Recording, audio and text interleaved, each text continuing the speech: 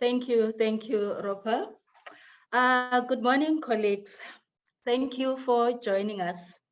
Okay, it is always a pleasure and a privilege, to share this sacred space with great people coming from the four corners of the world. Desmond Tutu says, hope is being able to see that there is light despite all of the darkness, all right? Child and youth care workers are the light, okay? We have the mandate to instill the sense of hope in the troubled young people. To NACCW, I am saying, you have done well in creating such a platform where child and youth care workers quench their thirst by sharing their challenges as well as their success stories. It is through this spaces or a space such as this one where our hope is revived. Now I'm talking about child and youth care worker being revived. Now taking that hope and being able to instill it in young people. You can only give that which you have, right? Being hopeful, I'm sure you will agree with me, exudes positive energy. Our presentation focuses on the relationship between preparedness and practice experiences of child and youth care workers, KwaZulu-Natal.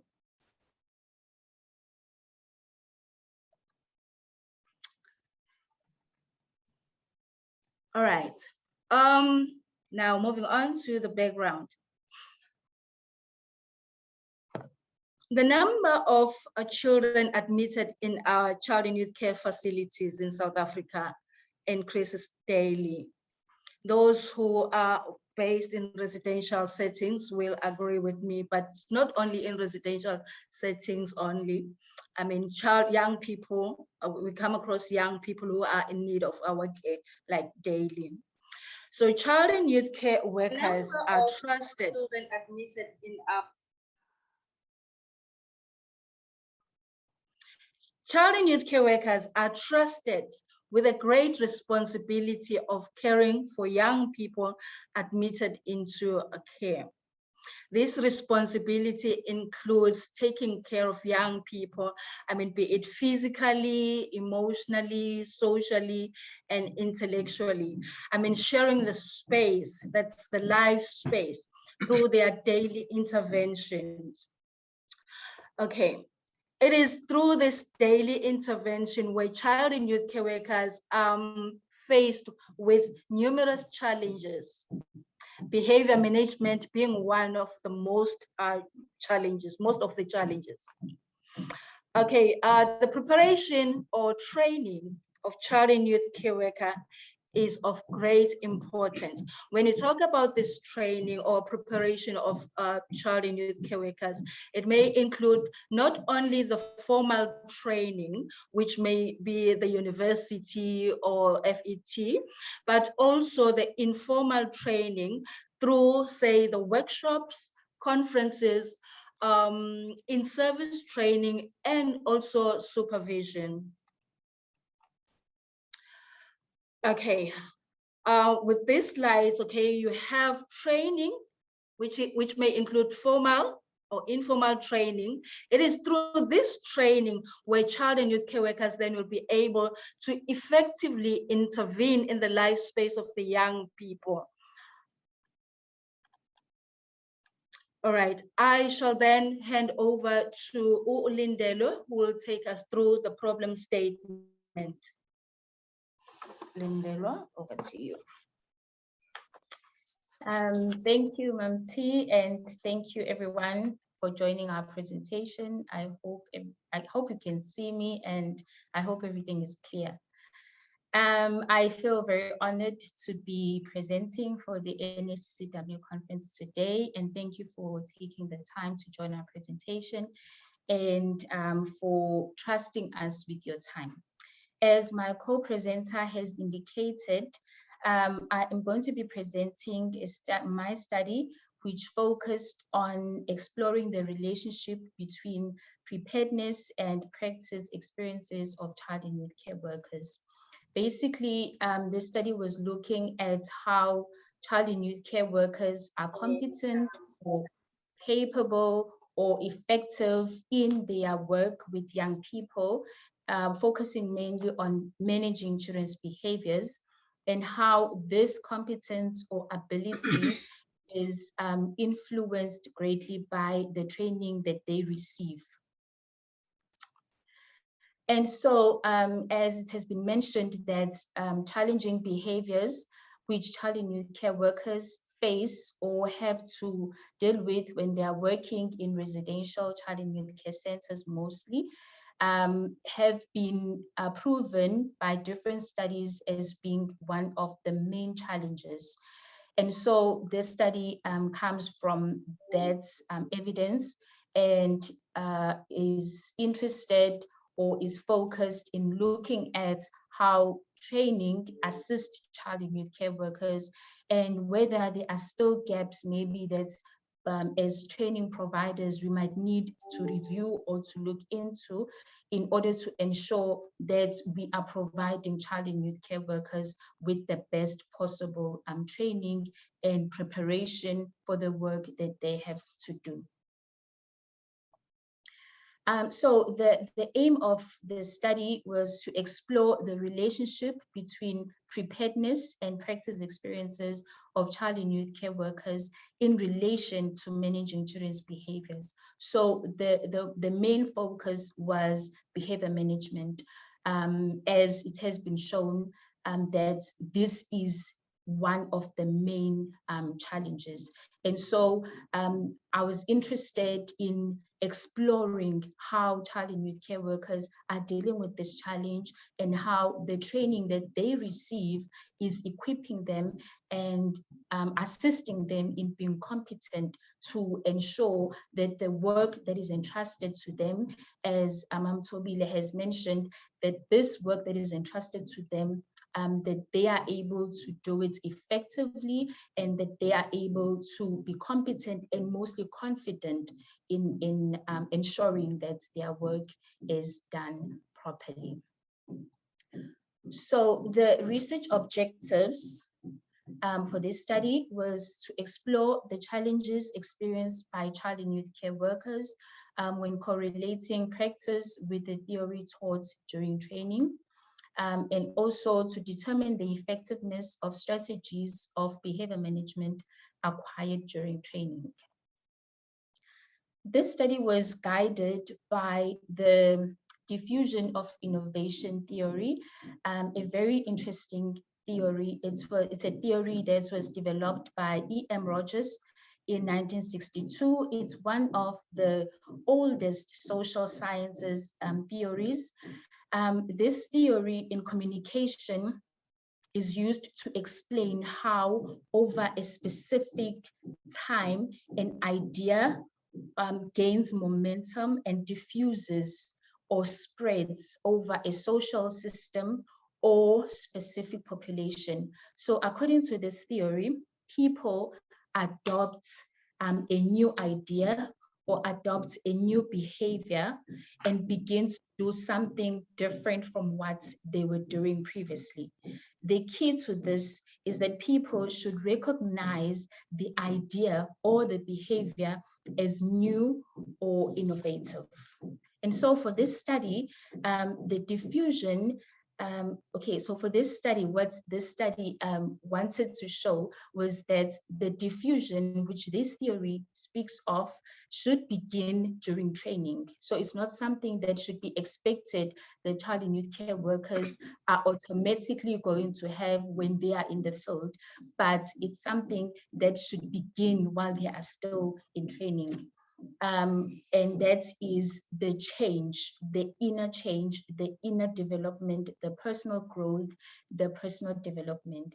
And so this study believes that training for child and youth care workers should not only be academic, but it should also be experiential. It should not only focus on the completion of the course or the graduation, but it should focus on the personal growth, the personal healing, and the personal development of the child and youth care worker. Training should be experiential. That way, training would be easily that way what the child and youth care worker has acquired during training, personally and professionally, would enable the child and youth care worker to transfer that to the young person. And this is not only looking at only at behavior, but also at other areas of the child and youth care workers' personal growth as well. But mainly for the purpose of this study, it's looking at the behavior. So the child and youth care workers' behavior, personal growth. Once, as a child and youth care student, I'm able to be aware of my own behavior, and once I'm able to transform my own behavior from negative to positive, once I'm able to do that, I will be better capable of responding to the young people that I'm dealing with, especially assisting them to manage their own behaviors. And that's what the child and youth care profession encourages and speaks of and believes in. So the methodology that was used for this study, firstly, the study received ethical approval from DUT, and I used qualitative, exploratory, descriptive, and contextual design. Qualitative mainly because I wanted to explore, or we as researchers, because I have a team, we wanted to explore and to discover and to understand the feelings, the attitudes, the values and beliefs of child and youth care workers. This comes from my own experience in residential child and youth care centers, where I have also been working and where I was able to observe that there seemed to be a great challenge when it comes to managing young people's behaviors. So maybe it's important to go out to child and youth care workers as a researcher and to hear from them. What is the challenge? What are the gaps that you see? You have been trained, now you are working. So as a child and youth care worker, what can you say you see, or what can you suggest for the future growth of the profession? This study also used the exploratory design, which was meant to bring light into how a phenomenon is established. This was very useful for the study as it uncovered the full nature of the little understood phenomenon, in this case of the relationship between practice and experience of child and youth care workers. Descriptive, providing detailed account of the perspectives of participants. That was very important for us in this study. And also contextual, even with COVID, not being able to be there in person with the child and youth care workers, with the participants, but through telephonic interviews, I was able to grasp as much as I could from the expressions of the participants in terms of their experiences, their thoughts, their feelings, and their suggestions, and mostly recommendations. The population to child and youth care workers in child and youth care centers in KwaZulu-Natal, in Durban. And the sample was purposive. I knew exactly who I wanted to include in my study. It was child and youth care workers who are experienced in the field, at least 5 years and above of experience, and child and youth care workers who have been trained.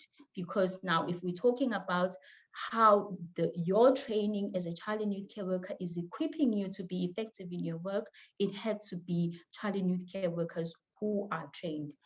And then the collection of data, as I've indicated, it was 2 child and youth care centers, which I'm very much appreciative to them and my participants for allowing me to get into their life and allowing me to communicate with them, even with the COVID and even with things being not so easy in our country and in the world. But I really appreciate the opportunity that they gave me. And yes, we use telephonic interviews. Okay, so now, what did the study find? The first thing where I wanted to start with this study, I wanted to start from the problem. What is the problem? What is happening? What are these behaviors that you child and youth care workers are saying are challenging? It's too much, it's difficult. What are they? So we found in the study that the most common behaviors, which I'm sure numerous studies have also indicated, especially internationally, but one of the two which really stayed with me was bullying and fighting, with bullying being one of the most concerning behaviors, which I would just want to put out there in this conference and challenge trainers and challenge supervisors and child and youth care workers to look into such a challenging behavior, because of the understanding that we have of how bullying affects a young person long term. Remember, we're talking about young people who are coming from their families, who have been excluded from their families, from their communities, from their familiar environment. These young people are coming into care, and what they need the most is to feel that they belong, to feel that they are part of a new community. So when they experience bullying, then that is defeating the purpose of what the environment should be providing.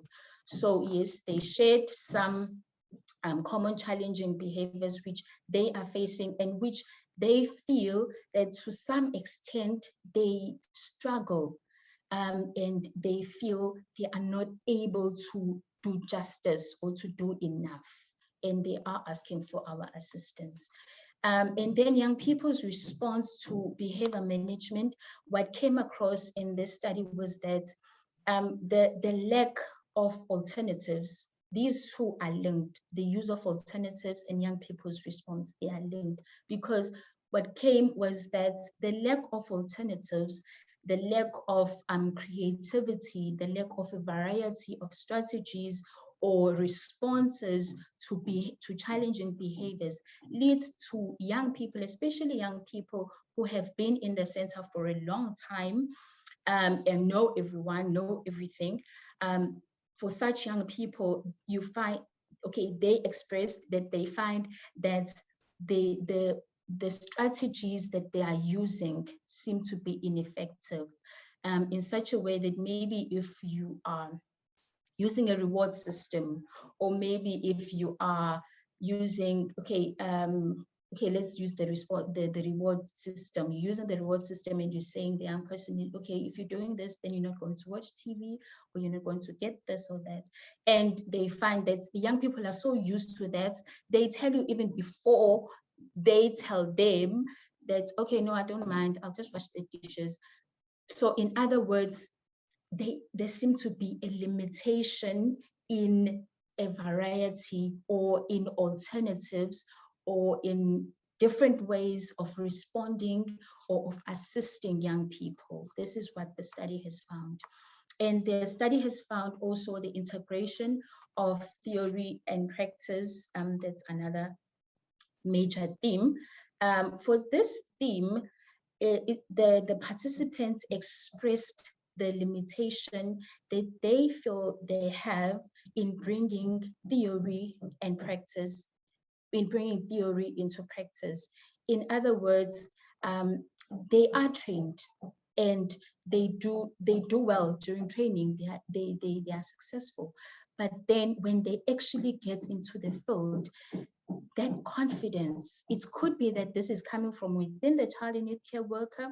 It could be that this is supporting what I've been saying about training child and youth care workers from within them and not just on paper. But it is something that came across in this study, that child and youth care workers need more than just writing assessments, passing, but they need to experience the theory so that they are able to practice the theory, because the aim of training is to be competent and effective. So if our training is not bringing that, and is not bringing that confidence, you know, then we are very far from reaching our ideal child and youth care profession. Okay, so the limitations of the study, as I've indicated, it was COVID-19, the country was under national lockdown, and so I was not able to go into the child and youth care centers and enjoy the face-to-face interaction with child and youth care workers, which could have benefited the study very much. And then using telephonic interviews, it was, I could get something, but I could not get everything, you know, because when you're actually looking at the person, it's different from when you're just listening to the voice. Because now when I was listening to the voice, I wanted, okay, and then, so how did you feel? So how does it feel? So, you know, and airtime, and you're not able to get hold of them. So, but I would say those were my limitations. And for anyone who would want, which I totally encourage, taking this study and running with it, you know, going further, taking it further into looking at how we are training our child and youth care workers, and how this training is equipping our child and youth care workers.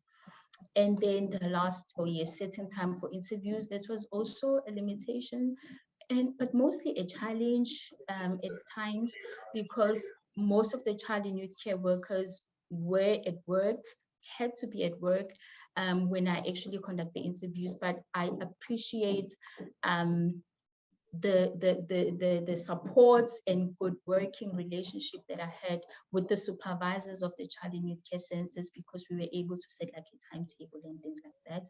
And we were able to say, okay, the child and youth care worker would be in this specific space at that time. But to some extent, when you have to work with COVID-19 issues, somehow it comes to be a problem.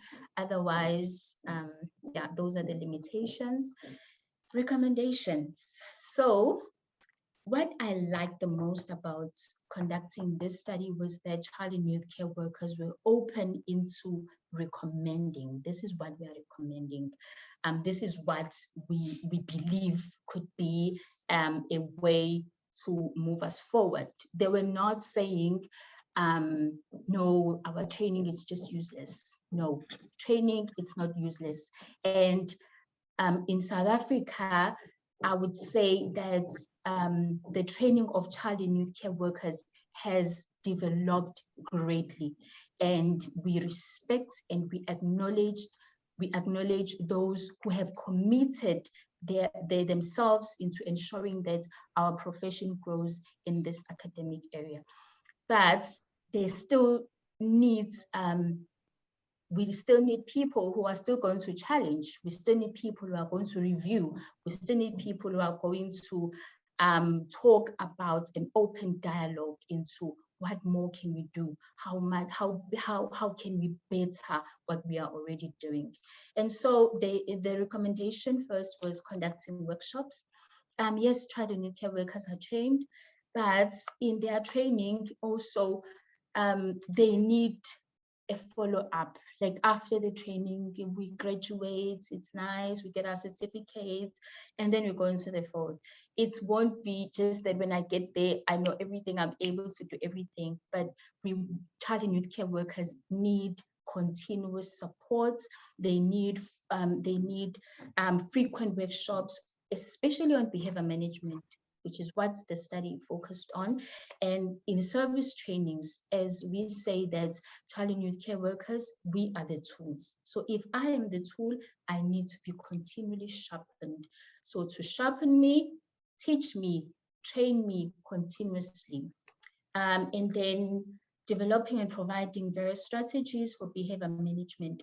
There is definitely no one way of assisting young people with managing their behaviors. And so this study believes, and this study found, that there has to be various ways of assisting child and youth care workers to respond to young people. And I'm challenging trainers, I'm challenging those who develop curriculum. Let's look into this. What more can be done? What more can be provided or developed for child and youth care workers in South Africa to be able to manage young people's challenging behaviors and to be able to assist young people to regulate their own behaviors? And then inclusion of experienced child and youth care workers. This came across strongly because, as I have mentioned, that this study wanted to get child and youth care workers who are experienced. So they shared that they have experience, they've been working for so many years, but they feel that their voice is not listened to. They feel that there should be a platform. So this study is recommending that a platform be opened for child and youth care workers who are experienced in the field, where they can make their suggestions, make their contributions, especially when talking about the training of child and youth care students. So we should include our child and youth care workers. And then also with the common curriculum also is one of the recommendations, that it's important to review our curriculum. Yes, we're moving forward. Yes, we're doing well, but are we reviewing? Are we ensuring that the institutions in South Africa which are offering child and youth care work courses, are we ensuring that there is uniformity? There is unity, we are speaking the same voice. And as the study is suggesting that we bring personal and professional together and ensure that these two are connected and they grow at the same time. So also to look into whether all the institutions are also working on that. So to conclude, the need for communication between child and youth care workers practicing child and youth care work and those preparing child and youth care students for the workplace has been proven by the study to be essential. So the existence of this communion, of this communication, these connections, and the closing of unnecessary gaps in the training provided, it's great. It is a need, it is a must. This study has successfully proven the existence of gaps in training for behavior management and consequently made recommendations based on the findings. Closing the gap between training and practice will mean developing competent and confident child and youth care workers who will be better able to deal with challenging behaviors and encourage positive behaviors in the children they care for. I would like, in closure, to acknowledge the Duty Ethics Committee, all child and youth care centers, especially those I was welcomed to conduct my study. And then I acknowledge everyone who has joined this presentation and everyone who's contributed to the success of the study, the Department of Community Health Studies, the HODs and CYC staff, the supervisor, my supervisor, Prof. Noktula Sidia, in her absentia. I acknowledge her, and my co-supervisor, Ms. Thobile Hlengwa. Thank you so much for attending our presentation. Wow. Thank you. Thank you so much for that. I don't even know. I'm trying to reflect on it, and I don't even know where to start. But you said a lot of relevant things. I've known Miss Hlengwa for years now, and she might not know this, but she's someone I look up to ever since I met her in 2002, I think. Yeah, and I won't even say anything about age, but this is a very interesting and important topic for us. As somebody who is a DUT graduate as well, where you get all this theory, and then when you go in, sometimes when you go for practicals, you don't really get the opportunity to apply yourself. Then you get a job, then you now have to deal with that big issue of behavior management and stuff, and you wonder if you ever learned anything at school, because you're trying to apply this now, and it's like you don't know anything. So I think this was a very, very, very important research. It was very important research, and it touched on, it's important, the experiential part of it, very, very important. Yeah. I will just read some of the comments as well. From Kolani Shabangu, lovely presentation. Mom T and Miss Lindelwa. From Thobile Yolanda Shezi, such an interesting presentation, Mom T and Lindelwa. I'm really enjoying it. Nokwanda says, such an amazing study. Charlene says, yes, well said. So something you said. From Miriam as well, well done talks, and Lindela, halala. Charlene says, this is a valuable study and well presented, Thobile and Lindelwa. Mauricia says, such an interesting presentation, so real and so insightful. Tobeka says, as child and UK workers, we are the two. Therefore, we need to be sharpened in order to work effective and efficiently. Love it, well said, thank you. Really, really, that's very true. And it's very important that we keep doing in-service training, we keep supervising, we keep supporting, we keep training, because nobody can know it all. We learn as we go, we learn each and every single day. Yashna says, well done on this great study. Lindelwa and Thobile, well said. Indeed, there are many challenges at grassroots level in this field. This is very relevant. Hopefully, these are addressed soon. And I also liked what you guys said about not including experienced child and UK workers. Because I remember as well as a graduate, when we went into the field, and that's when we're trying to do this transformation thing, and it was like a fight between the experienced child and UK workers who had been in the field for so long, and yet had not done the qualification. And trying to say, guys, we can come together and share knowledge and information, and we value your experience. Yeah, I think that's a very, very important gap, that we can acknowledge that experience, that it's very, very important. Yeah. Okay, I've not seen any questions. I do not know if anybody had tried to put any questions in the question and answer section, but I don't see any questions. That's why I'm just sharing what's in the chat right now. But yeah, let's see if there are any more comments. We had 24 delegates attending this presentation, Ms. Hlengwa and Ms. Mkhize. But thank you very much. I think we all learned a lot. As a child and UK worker, or even as a supervisor, this is very important information. You can't say, okay, I've now got my qualification, I'm ready for anything. We keep learning and we keep learning. And you also touched on something, behavior management. I also get child and UK workers who come to me and say, what must I do with when a child does this? Each child is unique, they are different. There is no one set way of dealing with a certain behavior. The children are different as well. I don't know if you have anything else that you want to say. I'm not seeing any more comments, but it seems everybody enjoyed and got a lot from your presentation. Thank you. Thank you so much.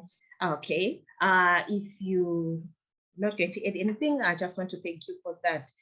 This is recorded, so if people want to go and watch it afterwards, you can do that. I certainly will do that because I've learned a lot from this.